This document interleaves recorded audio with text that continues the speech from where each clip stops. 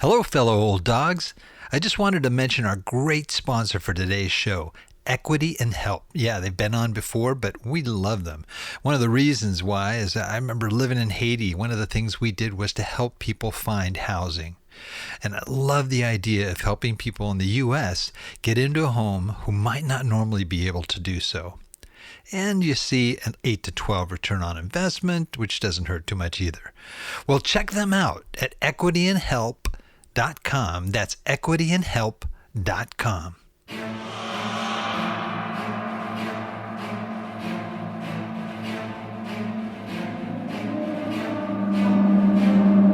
In a world where jobs are how most people make money, one man, one desire, one challenge dares to break the mold. Welcome to the Old Dogs REI Network, where we don't work for money. Money works for us. Coming soon. Viewer discretion advised.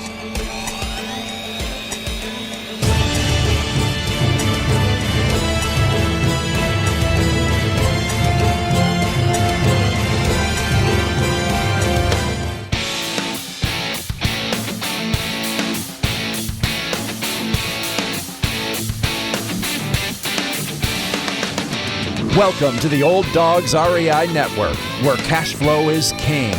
Real estate investing, the means, so you can enjoy your retirement dreams. This is the show where we cut right to the chase.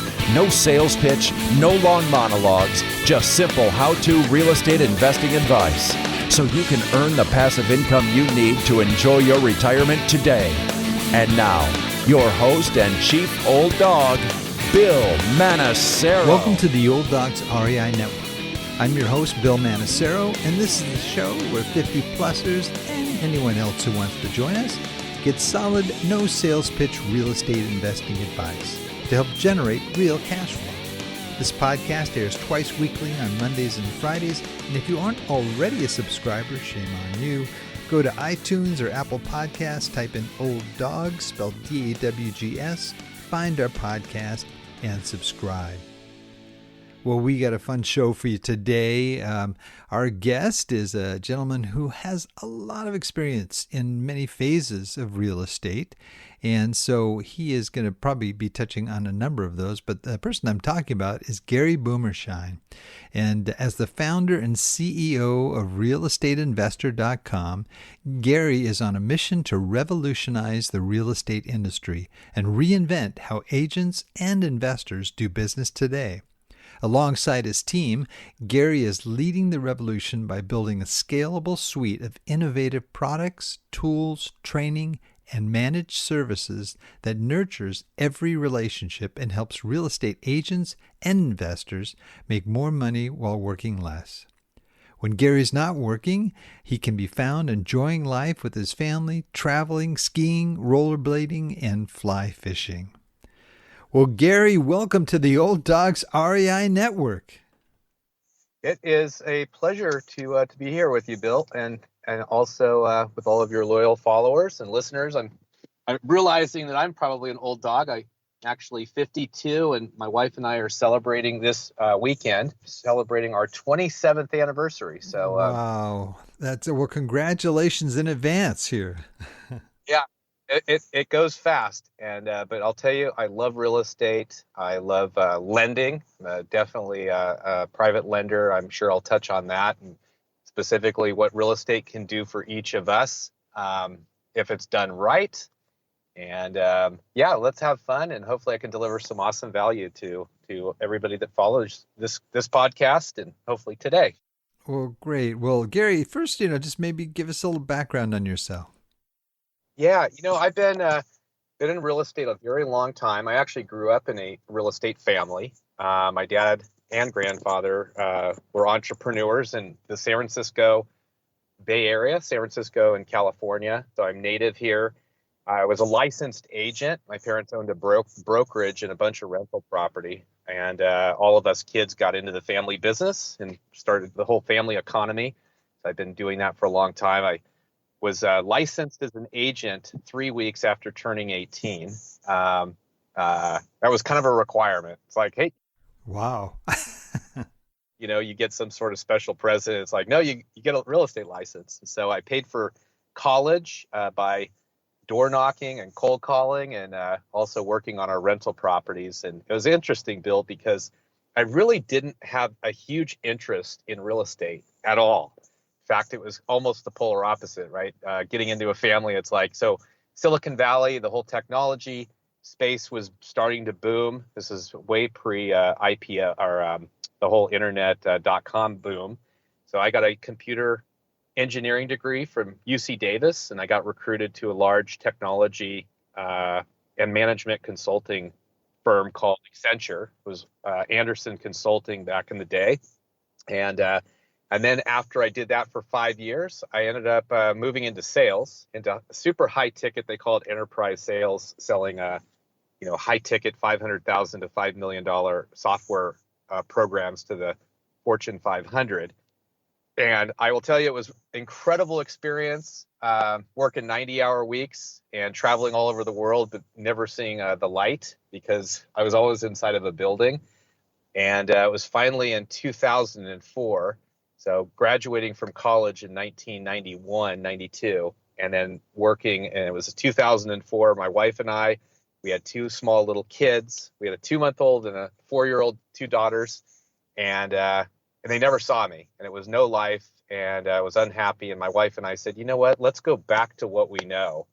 And both sides of our families were real estate, and so we went cold turkey, Bill. I always tell people, don't do this. This is not the best practice. We actually, both of us quit our, jobs, and we still had a big mortgage back in the day in California with 2 little kids, and we decided, we're going to go real estate investing full time.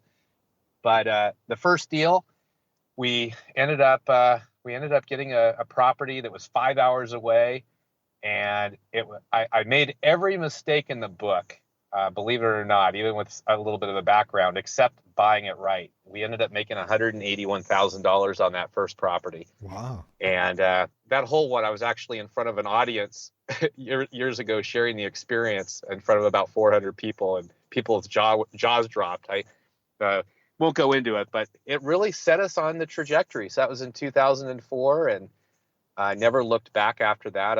I've bought hundreds and hundreds and hundreds of transactions and deals, but I will tell you what I learned the most, and I'm sure we'll cover it today.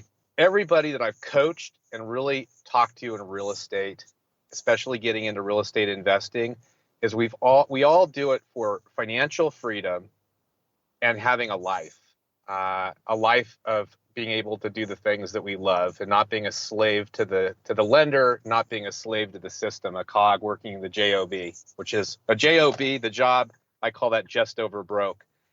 But it's easy to get lost in real estate. It's easy to, get into the business for financial freedom, but then create another job. And so what I've learned is if it's done right and you are really focusing on what real estate can do for you, the why and the what versus the how, because actually real estate is not a very difficult business. It's there's product everywhere we look, right? There is product. So I think it's really what are you looking for in real estate in terms of your life? And so it took me probably 10 years, 12 years to figure that out.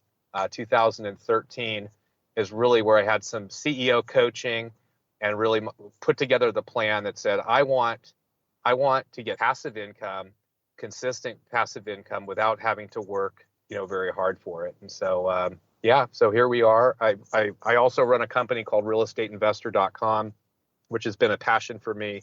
We're the largest marketer. We do a massive amount of direct mail, and I have a large phone team, and that keeps me a little energized. And as I'm still active buying properties and having fun. Well, that's great. Well, I think one of the toughest things too, and for a lot of people, is when you say get into real estate, first thing people think is, well, I'm going to become an agent, a realtor. But there are so many other things that you can do, and especially as an investor, it sounds like you've kind of been around that that circle and done a number of different things. Can you kind of give us an idea of the different types of strategies in real estate you've been involved in? Yeah, for sure. I've probably bought every possible thing you can think of. From I love single family. I love single family properties. Actually, I like single family properties even more than apartments. I do. I also love storage. So self storage. Apartments, I'm not. I think it's great, especially if you can go into the right syndication, or you're coming into a partnership. I actually did it by buying it myself and running the whole gamut myself. I think there's a whole secret sauce around that. So I'm definitely focused on the single family market. I love doing Airbnb versus just the rentals. We've figured that out. They cash flow great. I'm in California, so it's very hard to cash flow a single family property here, especially in this market. You can definitely do it in the Airbnb.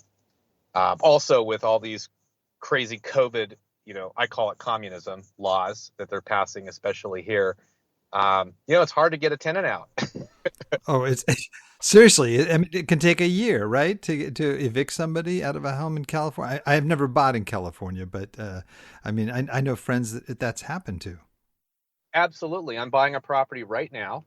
I'm closing on it on October 15th, so very soon.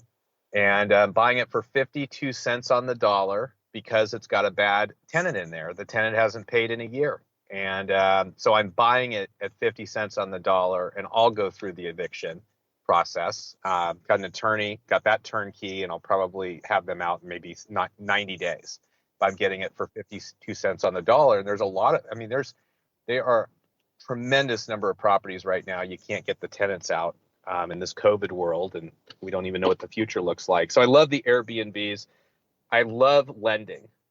This is one area that very few people don't even understand, or it's one of the easiest things. I work with a couple of brokers who are hard money, private money brokers, and they actually, one of the guys, they've been in business a long time. They have about $120 million of money from people like me on the street where we're getting great returns. I'm only doing first position mortgages, just like, being Wells Fargo or Bank of America. I'm typically getting anywhere from about an 8.5% to 9.5% interest only loan, but I'm doing those. It's probably 25 to 50% of the purchase price. So huge down payments. I get a great return. It's kind of a hedge against a downturn in this real estate cycle. So I love doing that. And That's smart. Yeah. incredibly, so it's a nice way to get passive income and keep it out of the banking system. And then, but yeah, I bought retail, bought a commercial building, but I still really love the single family market. And I think that there's going to be huge growth opportunities over the long haul, and where this whole world, the whole world reset and everything else. I think I've been coaching people, and I've been talking about this for years. Real estate's a 7-year cycle. It has been a 7-year cycle for 100 years. It just happens that this is the longest cycle we've ever had. And so I think we are going to see a fairly substantial blip in the market that's right in front of us, which I think people should be very aware of, buying right today. But I think that we're going to see in probably 2 to 3 years massive inflation, which means we want to be owning real estate. You want to own commodities and physical assets, preferably as close to free and clear as possible, at least some of them. So that's my strategy right now. And I know for a lot of smart money, they're doing that as well. So I'm not a huge numbers. I don't try. Before, you go to a seminar or you get involved in a mastermind that's super popular in the real estate investor world, right? You get together with like-minded, smart people, and you hear a lot of people that are doing 100 to 200 deals a year. And so it's really easy to get lost saying, oh, I want to build a business and, do 100 to 200 deals a year. But what I can tell you is most of those people, it's not what they make or the number of deals. It's really what do they put into their bank account and how much passive income that they have at the end of the year, right? That's coming in.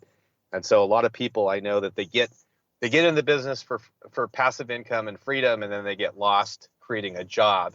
And so it's really important to stand back saying, hey, what type of life are you looking for? How much time? You want to work 40 hours a week? Do you want to work 20 hours a week, or do you want to work 5? And for me, I work, my program is what's called a 5-10-3 program. Wake up at 5, I start my business day at 10, and then I do 3 hours of business as a CEO. So I'm working. Now, it doesn't mean that I'm just working only 3 hours, but as a CEO, in high money making activities, I spend 3 hours a day, and it's 4 days a week. Now, that's what I wanted, but I think it wasn't until I really stood back and got real crystal clear on what I want in my life, and what do I, how much free time I want, what do I want to be spending, being able to travel. And as soon as I did that, that's when the trajectory started to change for me. Wow. Wow. Yeah, that's, I mean, what a neat story too. I mean, you've gone through a lot of different phases, right? And maybe when you reach my age, you want to be in that completely passive state where all you want to do at the most is follow Tim Ferriss and just spend maybe 4 hours a week dealing with your investments. I love Ferriss. I've met him. I've read both of his books. I'm a huge athletic guy too. I love fitness, and I'm out. I literally just left right before getting on with you. I was at the gym.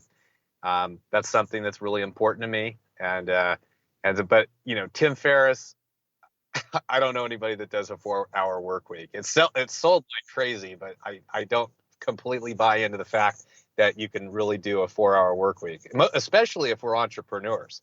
Entrepreneurs, like, I consider myself retired, even working right now. That was a big thing. My wife and I decided we wanted to get completely out of what I call the banking cabal. So we don't have any mortgages that we're a slave to the lender. And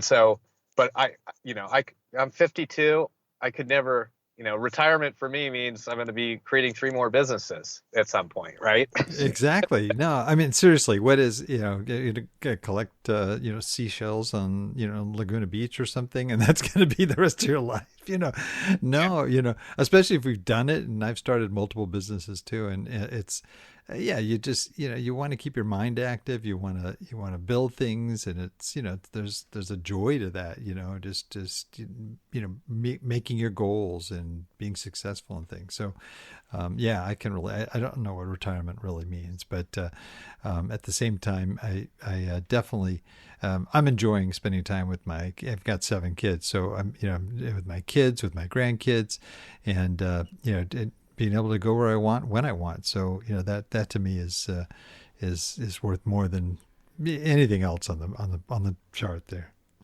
It is.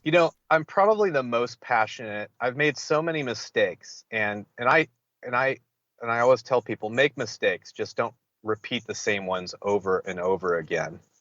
It's back to the Einstein quote, doing the same thing again, over and over again, and expecting a different result is called insanity. So I'm probably the most passionate in what I do around coaching, and interacting with other like-minded people that are looking for financial freedom in a life, and coaching them and showing them the mistakes, and then giving them the best practice and setting them, and then hearing the results off of it. That's probably, I speak a lot. In fact, I was the weekend that COVID happened, where we were worried about even I was in St. Louis in front of 400 people. The weekend they were starting to shut down the airlines. Everybody was like getting out of town. And I did an hour and a half final presentation for the event. They asked me to come in, and I presented on how to build a business that works for you.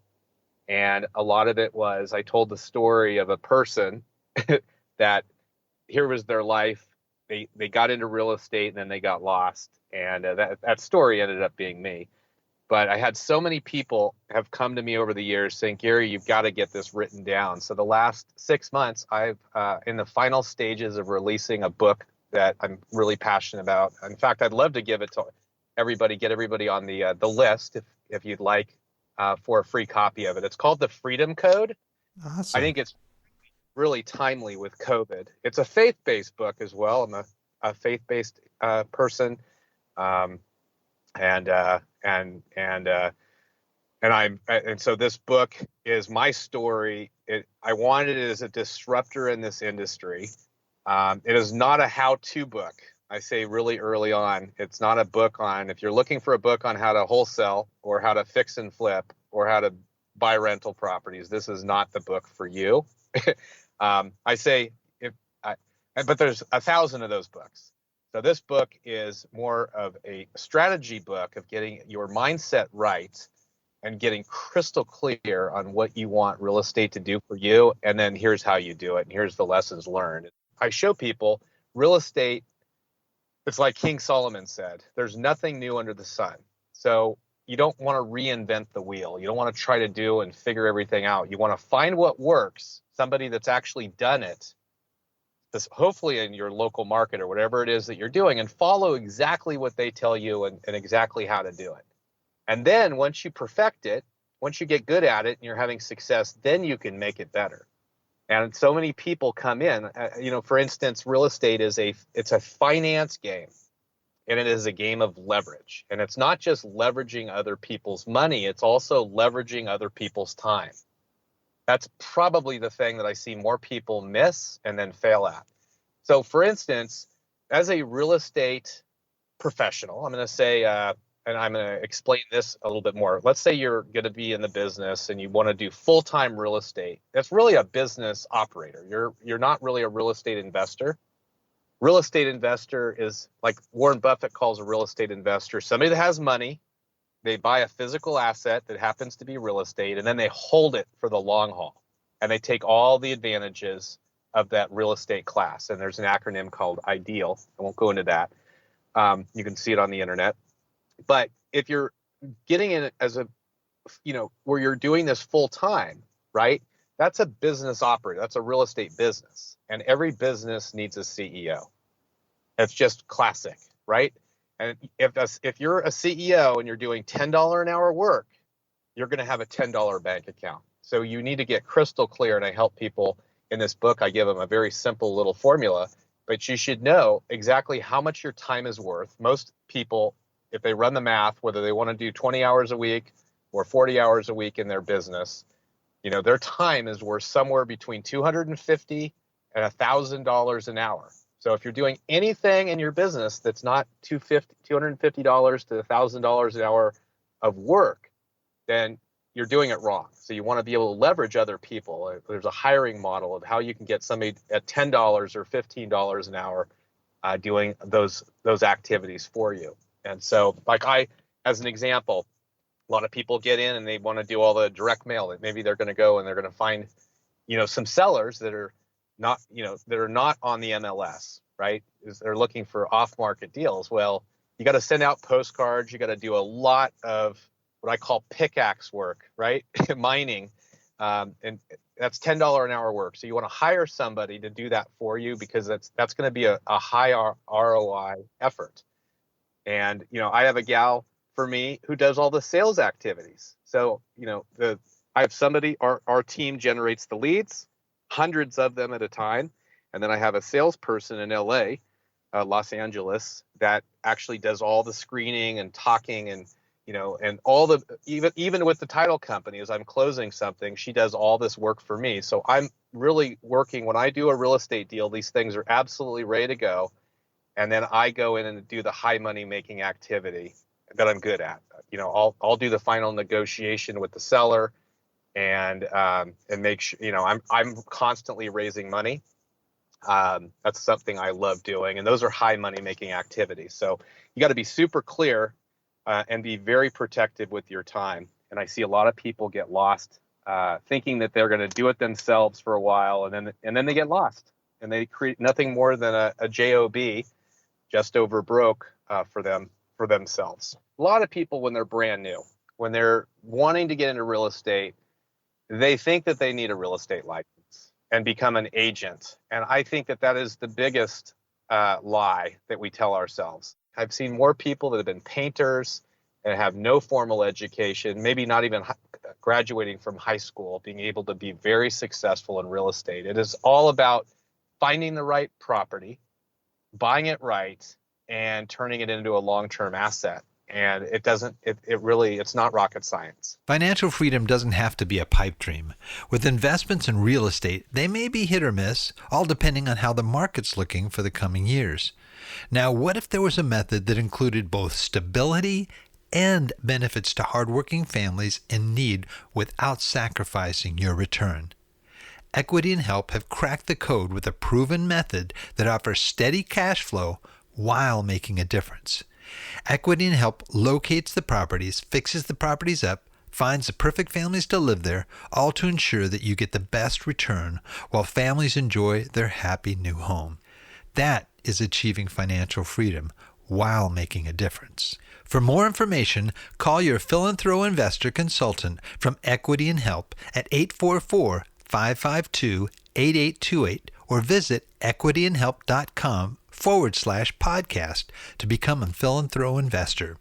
That's equityandhelp.com/podcast. Well, you mentioned, making mistakes that we all do it, right? And in fact, it's, I think one of the best ways to learn sometimes. And what would you say is the biggest mistake that you did that you really learned from?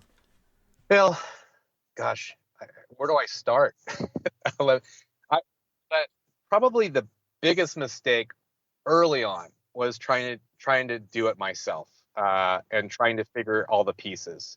I think where things became right is I ended up getting a really good coach. I have 3 coaches in my life today. I'm in masterminds with people that are actually smarter than I am. So getting around like-minded people.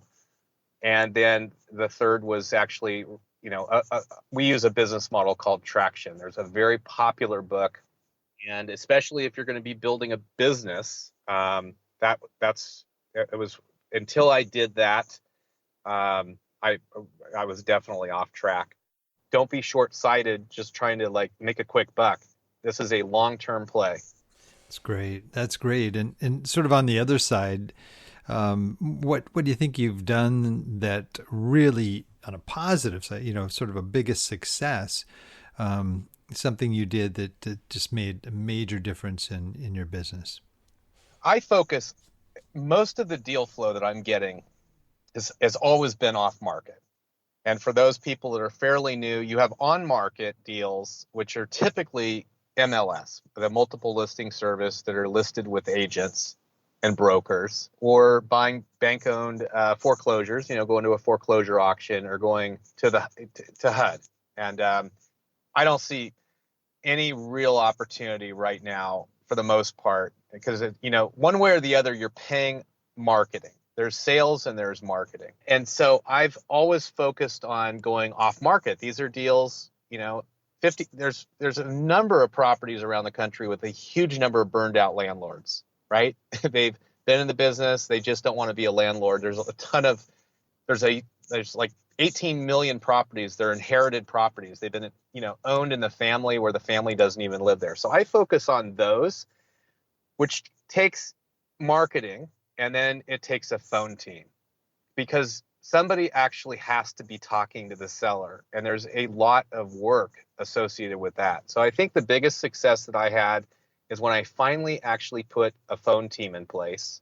Realestateinvestor.com, we actually offer that. It's a service of experts that are dialing all day long and interacting, screening, qualifying, and seeing if the seller is ready to finally sell. And that was because I did a lot of that work early on myself, and that's the $5 to $10 to $15 an hour work that you want to outsource. So I would say that was the biggest thing for me when I put a phone team. By the way, the classic term is called inside sales. So an ISA team, a lot of people, they'll say, "Oh, I sent out postcards and the leads suck. The marketing doesn't work." That's complete nonsense. All leads suck until they actually are talked to, and there's a lot of phone work and follow-up, a massive amount of phone follow-up to do that. So it's really having the systems and then an expert team, a low-cost team, and also knowing what is the cost per deal. So it's just a numbers game. I know, like in California, I'll spend, like, I'm up in a market right now where I know my cost per deal is about $2,500. So I'll send out about $2,500 of marketing with a phone team included in that, and I'm going to produce enough leads of enough good ones that I actually will talk to and make offers to close one. And now if I look at buying it with a real estate agent, I'm going to pay a massive premium, right? Because the agent has to get paid, and then I'm competing with other people. And so I may spend $2,500 to find the off-market deal. I may pay $30,000 or $40,000 more, right, to do it through an agent. And so I like to get the best possible price I can get. So that's why I like off-market. That's great. A lot of people realize that, and it's the fact that it's broke. Do you use virtual assistants? I do. So the team that I built, and I never thought I could do this, but I built the team in the Philippines. I have about 50, mostly women. I'd say 90% women in the Philippines. These are incredible, incredible people. They're fully scripted. They've been with me for about 3.5 years. But a lot of this will be a little nugget for anybody that tries to hire a overseas virtual assistant. So when the seller calls, or the seller gets on the phone, about 50% of the time, the seller will say, "Where are you calling from?" So we've trained our team to say, "I'm calling from the Philippines," and actually Gary Boomershine, or whoever our customer is using realestateinvestor.com, Gary Boomershine hired me in the Philippines so he could pay higher prices for houses. And how am I doing? Is there any feedback? And the sellers absolutely love it, because they're like, they were honest. And, if there's a little bit of an accent, so we have 100% stick rate with those sellers. And usually we turn more qualified leads that way than less. And so, you could hire somebody stateside here in the United States. I don't think it's necessary. We have people in the South where there's, accents, and a lot of people have a problem with anybody overseas. And we've found that it's actually one of our best things. The other thing that I'll say about hiring a virtual assistant, because you go to a seminar and everybody says, "Oh, just hire somebody for $5 an hour overseas." Well, here's the thing. They have to be trained. They have to be hired. They have to be trained. And most important, they have to be managed and kept busy. And so if you're not an expert already, like most of us real estate investors are more expert at closing a deal, and we're into the real estate business. We're not, professional phone people for doing that particular job. And so what happens is you'll hire somebody. I've heard this 1,000 times, that they'll hire somebody. They say, "Oh, they didn't work out. They weren't very good." Well, you have to train them. So if you're not an expert at the function and teach them what to do, then they're not going to know how to do it. And then the problem is, if you're not keeping them busy, they're going to be moonlighting on other jobs, because they could be working with 10 other clients and not doing anything for you if you're not telling them what to do. And so I just decided to build the team, and that's a service that we offer. It's actually pretty, we call it faster, cheaper, better. So imagine, and I said, I have a team of 50 people that are doing this full time for our clients. So we can actually keep them busy, and then I share the discount or the savings with all of our members. So for like $500 extra a month, they can have a person that is calling relentlessly on a schedule, fully scripted, fully managed. And I even have what are called QA people, quality assurance. They're listening to those recordings and constantly improving what they do. And then, there's competitions, and, we always will, we're always up, changing out the team. If we have particular phone people that are not at the quality and the level of the conversion rates that we would expect, then we're replacing them. And so we do all of that. And that's something that you would have to do if you're hiring somebody yourself. So, I marketing and sales in this business in real estate for finding deals, marketing and sales is not an expense. It's always a return on investment.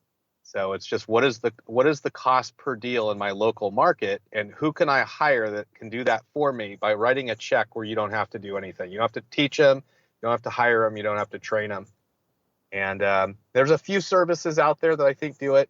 I just think trying to hire your own VA could be a mistake unless you're really good at teaching them, and then you can manage them. And you really need to include your own cost of doing that, right? If it takes you 4 hours a week or 5 hours a week to manage somebody, that's still 5 hours a week of your precious time that could be, spent doing higher money making activities or being on vacation with your kids. Right, right. Well, our audience, or at least our target audience, are folks that are 50 years of age and older. They're either approaching retirement or already in retirement. I think one of their motivating forces is really maybe cash flow, and making sure that what they have set aside, their nest egg and all their planning and so forth, will sustain them through retirement. So they're looking at real estate as a means to be able to help them, and to be able to be a tool that'll allow them to either generate that cash flow or sustain their nest egg and so forth. So what advice would you have for those folks in terms of getting involved in real estate, and especially later in life, that would be helpful for them? Yeah, great question. And I think that this new book that I have, covers a lot of that, the Freedom Code. I'll definitely give you a link before we end the show today of where they can go get on the list. That's going to be out here in about a month. It's in the final editing phase. But number one is, you got some people that really want just fully passive, and they really want to be passive, and then you have other people that want to be a lot more hands-on. So I call those three buckets. You got the truly passive investor. That's really the Warren Buffett model of what a true real estate investor is. Somebody that's very passive. Then you have passively active.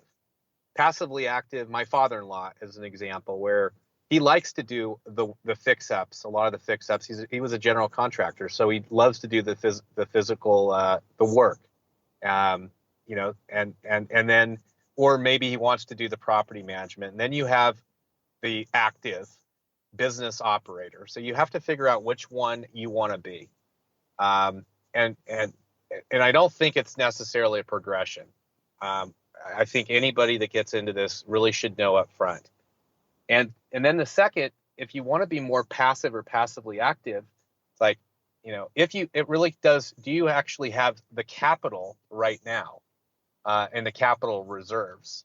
And because a lot of people don't. They get into real estate thinking, and it is possible to make money literally out of thin air. You're going to be a lot more active doing that. But I really, and then how much capital you have. So I love lending. So I'll tell you, for me, I like private lending because if I'm buying an apartment, especially in this current market right now, and what I'm talking about is this COVID market. We're kind of in the euphoric, height of a real estate market. And if I look at an apartment, I know that I'm going to probably be looking at maybe, a 5 to an 8 cap. So for the cap rate, it really equates to what kind of return on investment. Now, buying an apartment, you're also going to get all the benefits of appreciation of that asset class, right? Rents go up and the value goes up. But I'm looking at this current market where I like lending because I know I'm going to get a fixed return, right? I'm going to get interest only. If I invest in first position and I have a huge cushion that's around the LTV, then I know my downside, worst case scenario, is if the market goes completely hell in a handbasket, that I might have to get the property back. And I'm going to get it at 40 or 50 cents on the dollar. So I love doing that. It doesn't take any work.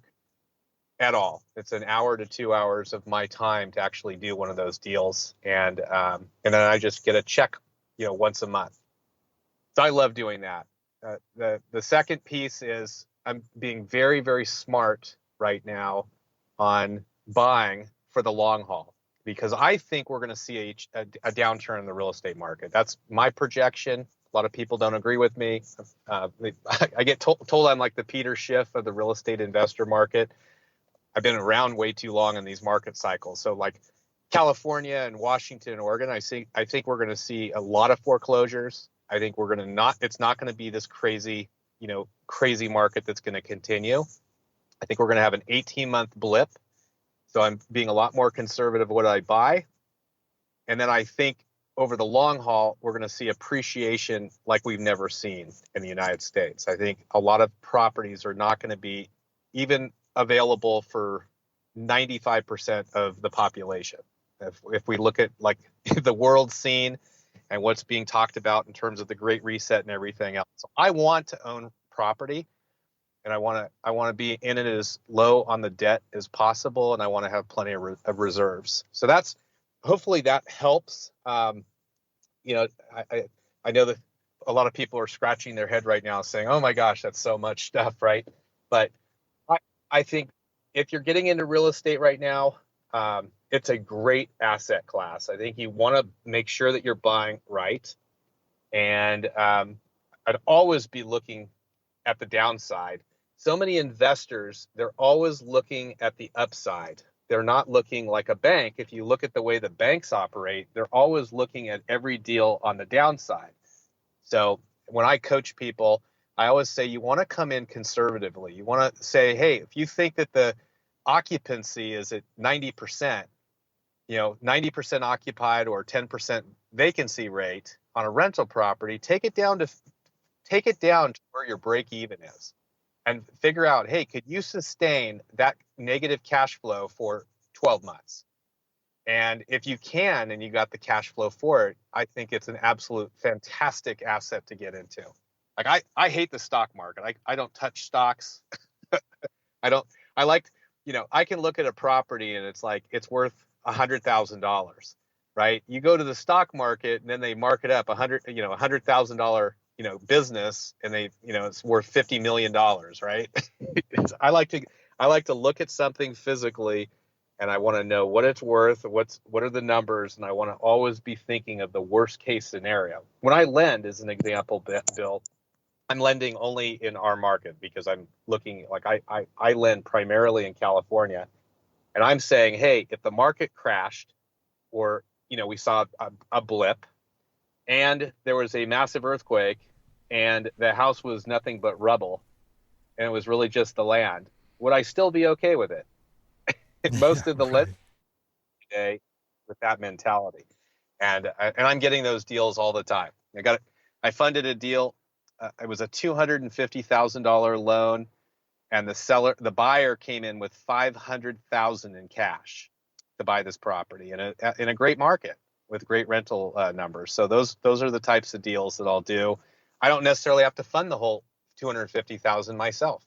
So a lot of people don't know. They're like, oh, I have to have a huge amount of money. No, you can actually go in a fractional component on a loan, just like a bank.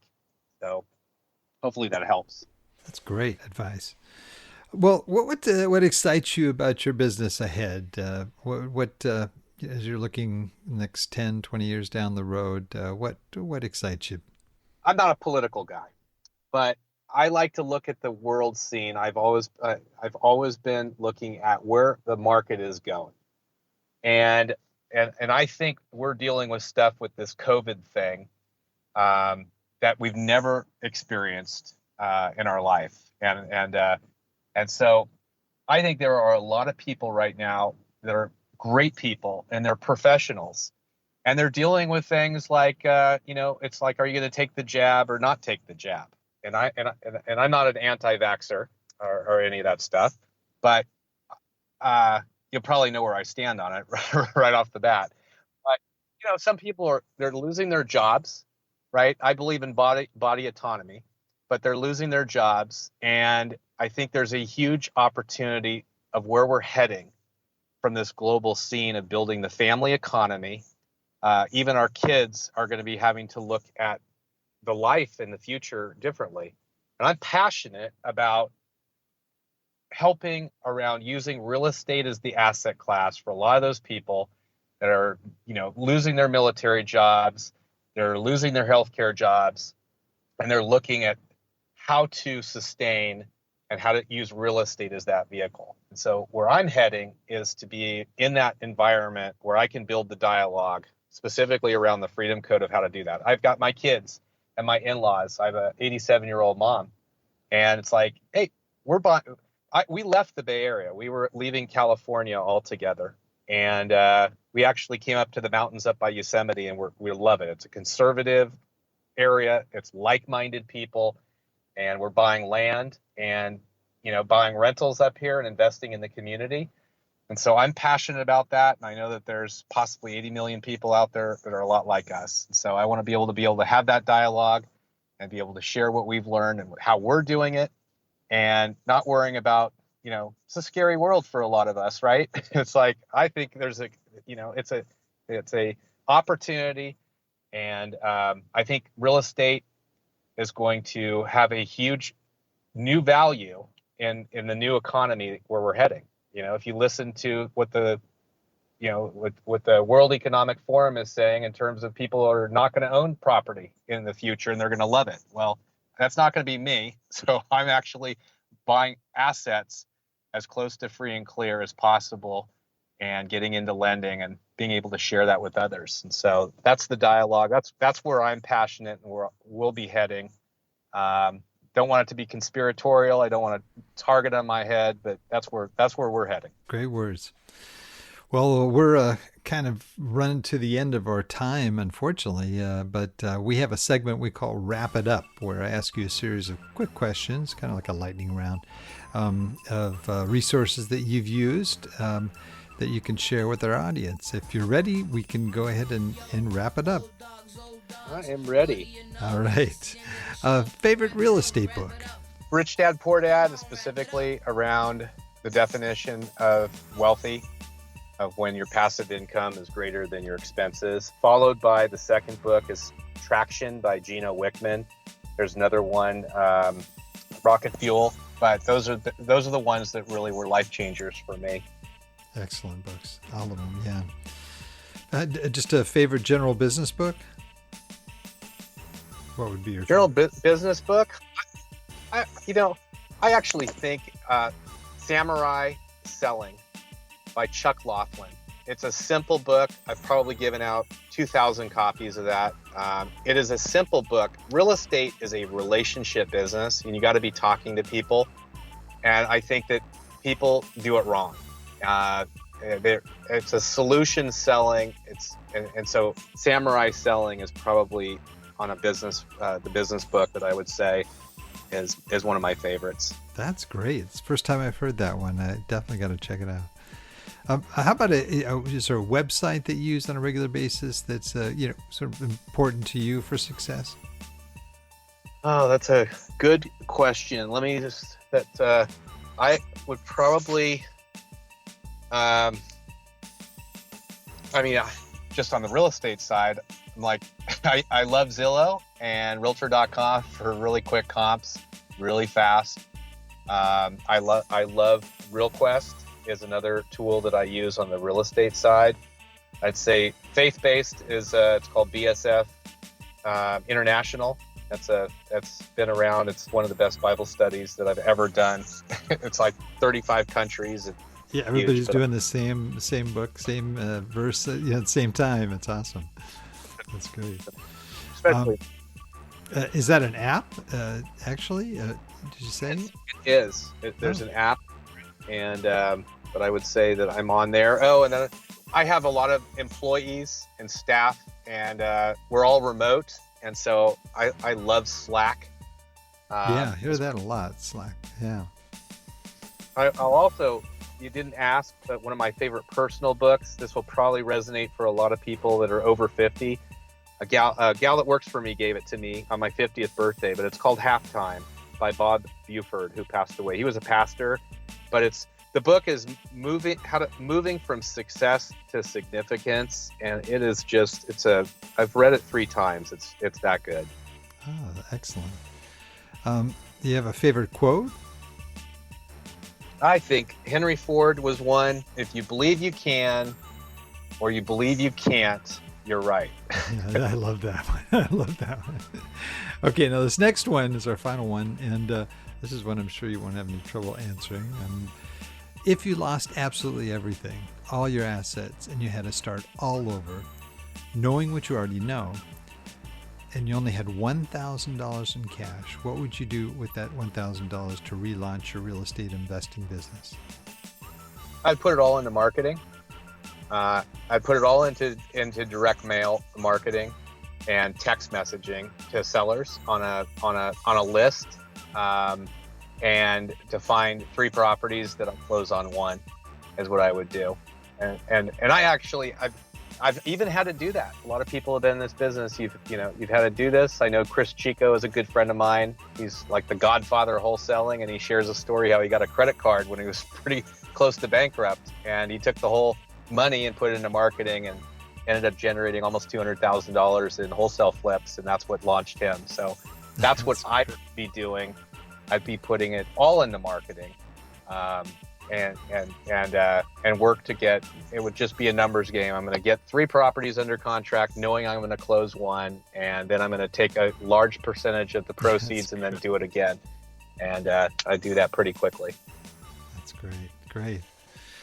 Well, Gary, this has been so awesome. Man, oh man, a lot of great information. I mean, seriously, it's just packed with information. And, I would have loved to ask you stuff like, how do you get into lending and that kind of stuff? But I know that probably could be a show in itself. But a lot of good stuff that people could definitely follow up with. But I'm sure there's those that are listening that would like to find out more about you and your organization.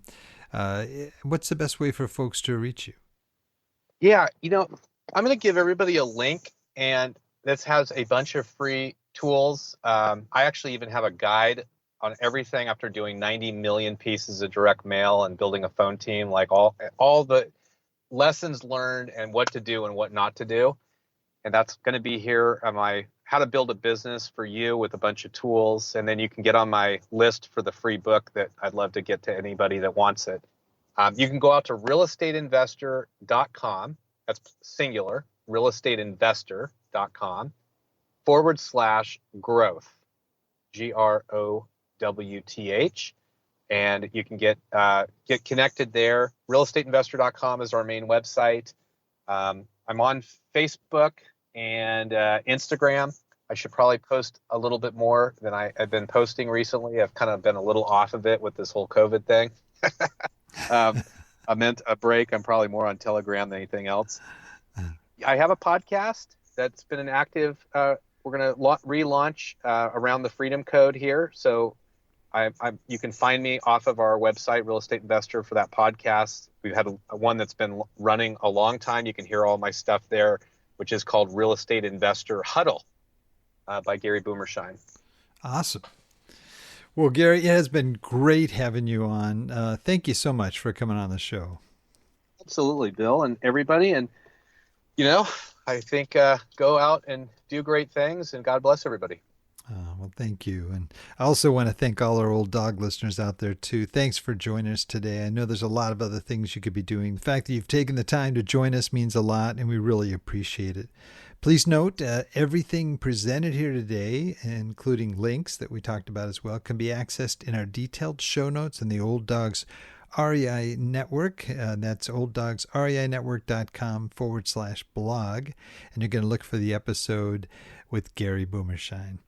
Well, that's it for today. Remember, cash flow is king and real estate investing the means. Until next time, keep moving forward and may God bless. Thank you very much for visiting the Old Dogs REI Network. We would greatly appreciate if you would stop by iTunes and let us know what you think of the show. We would love if you could subscribe to the podcast, give us a 5-star rating, and write a review. The more ratings and reviews we receive, the more visible the podcast will be to others. Thank you.